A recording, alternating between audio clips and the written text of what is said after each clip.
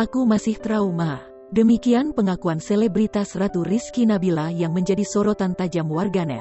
Usai membongkar aib rumah tangganya dengan pesepak bola Alfat Fathir yang sudah bercerai sejak Mei tahun 2021. Semenjak dinikahi Alfat Fathir tahun 2020, Ratu Rizky Nabila mengaku menerima kekerasan dalam rumah tangga, KDRT, bahkan hal itu terjadi ketika dirinya hamil. Tak sampai di situ, Alfat Fathir pun selingkuh dengan wanita bernama Nadia Christina. Bahkan keduanya sampai menikah. Aku masih trauma, bahwa ketidakpercaya diri aku bukan karena status.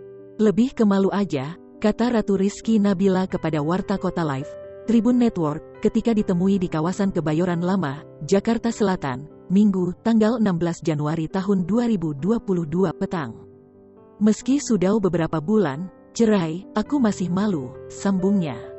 Rasa malu wanita 26 tahun itu dikarenakan aib rumah tangganya dengan Alfat sampai bercerai, diketahui seluruh masyarakat Indonesia. Sebab, dari pernikahan mereka yang diputuskan usai mereka kenal selama 3 hari sampai bercerai, Ratu dan Alfat menjadi pasangan yang terus disorot publik. Itu aib aku, aib mantan suami. Dan mbaknya, ada 3 sosok, si baik, si buruk, dan si kompor. Aku alhamdulillah ada di sisi baik, ucap.